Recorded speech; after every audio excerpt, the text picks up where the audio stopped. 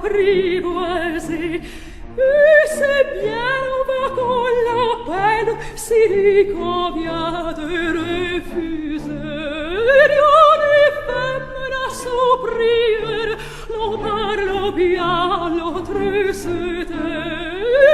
C'est l'autre que je préfère, il n'a rien dit, mais il me plaît.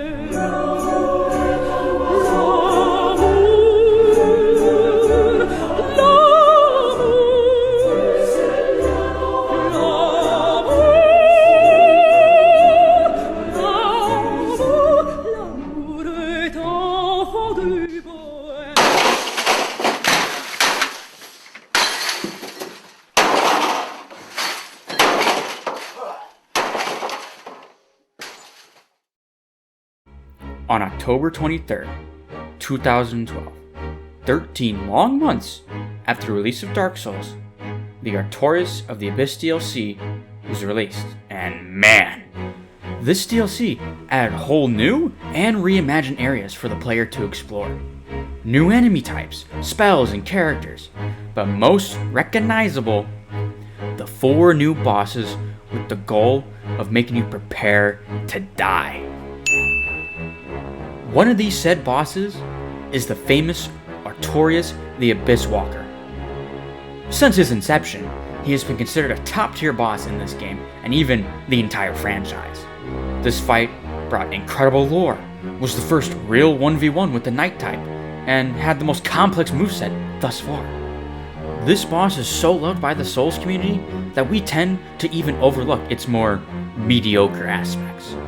And despite being absolutely fantastic, I believe it is being put in a little too high of a regard. Just because it's amazing doesn't mean it's perfect. And in today's episode of Boss Retrospective, I will be analyzing and critiquing the good, the amazing, and the mediocre of Artorias.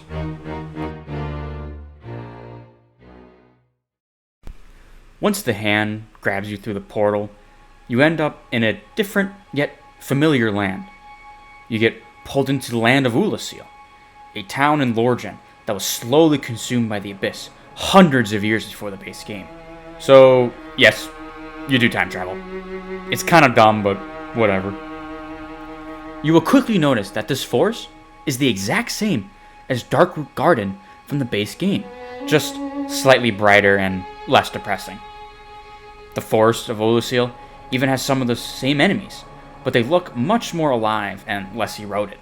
All the enemies are just chilling around, making it seem like nothing is really going on. But once you get deeper into the forest, the worse it becomes. There are giant holes everywhere, spewing darkness out of them, corrupting the surrounding land with the Abyss. Going even further, you will find buildings and even a coliseum, but all look as if they have been abandoned for decades, being overtaken by nature. A little part of me did wish that we saw the prime of the city and the buildings, but it's still pretty appealing the way it is. Thou shalt see further on, an abyss was begat of the ancient beast, and threatens to swallow the whole of Ulasil. Knight Artorias came to stop this, but such a hero has nary a murmur of dark. Without doubt he will be swallowed by the abyss, overcome by its utter blackness. Indeed, the abyss may be unstoppable.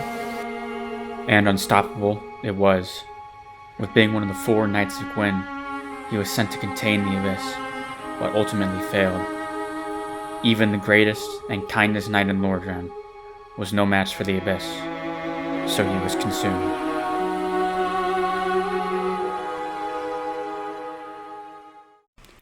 When you walk into the fog wall, you will find a hollow husk of this former great warrior, killing an infected townsfolk, giving you a false sense of hope that he is an ally, but you'll quickly realize that there's no saving him at this point. He throws the body at you, and the fight begins. The first thing you will notice is how fast and agile Artorias is. He will be gliding and jumping across the arena like he's goddamn Jackie Chan. He's the fastest boss in the game, and it's not even close. Every single boss up until this point has been large, slow-moving enemies that usually only swing once, then pause long enough for you to take 1 or 2 jabs at them, and then repeat. Artorias is so fast that it is very unlikely that you will be able to land more than one hit even after his longest of pauses.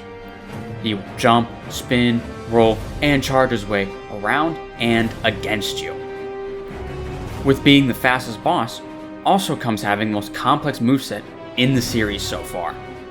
He has normal slashes, thrusts, spin slashes, jump attacks, front flip slams, abyss goo projectiles, overhead slams, and an AoE buff which increases his damage. This boss is challenging, like very challenging. He is nothing like anything we've seen before, so your ass better be ready for when he non-stop slams you to death.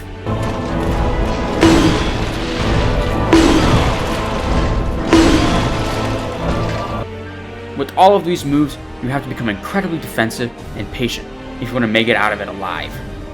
Some might find it disappointing that he doesn't have phase 2 of his moveset, like many of the other greats, but the second phase of a boss hasn't really been invented yet, so I don't really see this as a problem.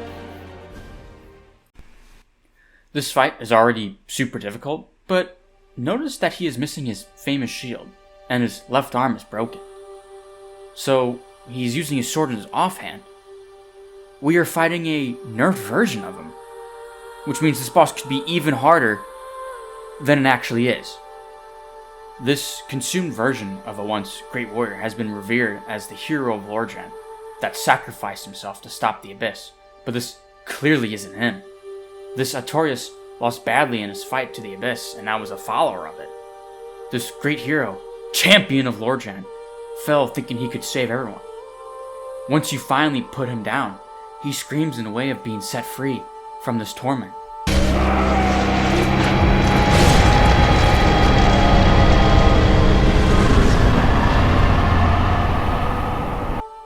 After his death, you can find a woman of the name of Syrian, who was in love with Artorias, kneeling at a makeshift grave for him.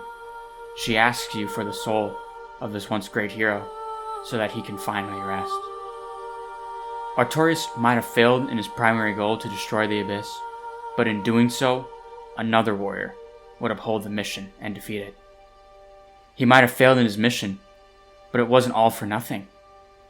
Because in his last few moments of control, he gave up his shield to protect an innocent wolf from being consumed. What an incredible warrior.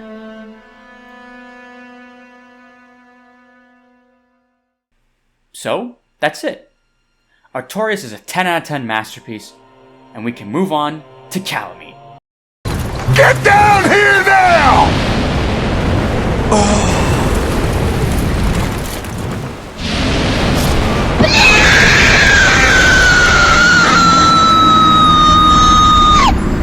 Yeah, as much as I would love to say that, the answer is sadly no.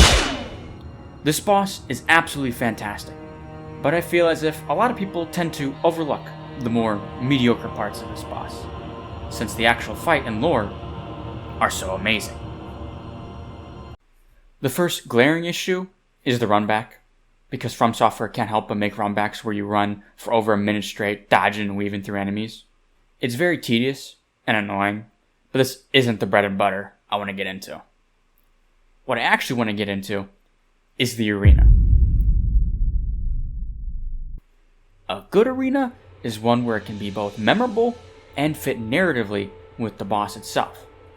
There are some other things that arena can do, like add obstacles or destructible environments, but the memorability and narrative are the most important. The arena for Artorias does in fact fit with the boss, but it is very, very boring.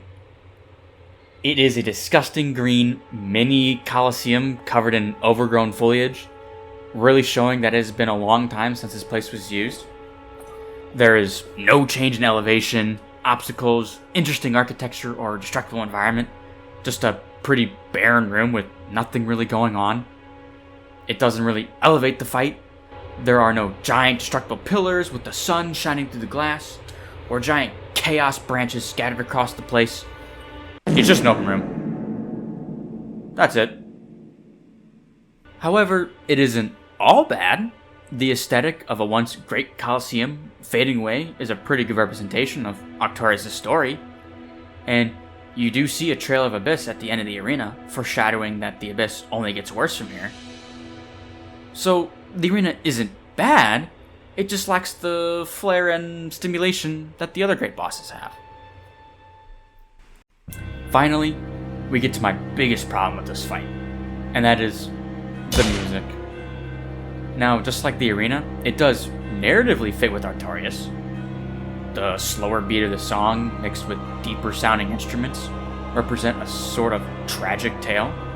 The chimes in the background sound like a bell representing a funeral for this once great warrior. And the deep and demonic vocals seem to resemble the abyss taking him over. So yes, the song is very fitting, but that's about it. There isn't really an increase in tempo or spike in the song. It just stays relatively the same in tone without real change. It's like I'm listening to the first 10 seconds of Gehrman's theme, but extended for 3 goddamn minutes.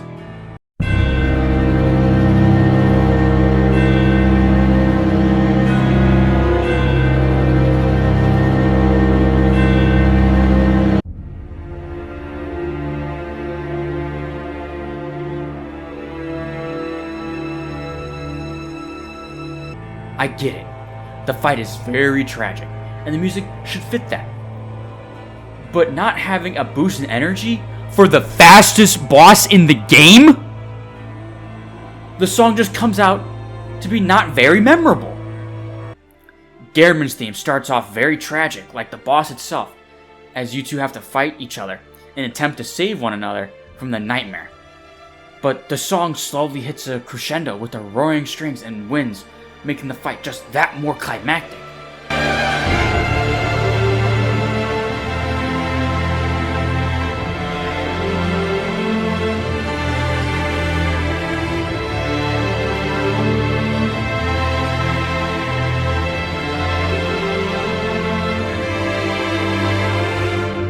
Now that is how you make an epic yet tragic boss theme. Here, not convinced yet? Even if you want an example, in Dark Souls 1, we have the music for Sif. The music is both intense and very timid, showing the tragedy of having to kill a wolf trying to defend Artorias' grave. The goddamn vocals of this fight are insane! Like, they're actually fucking insane.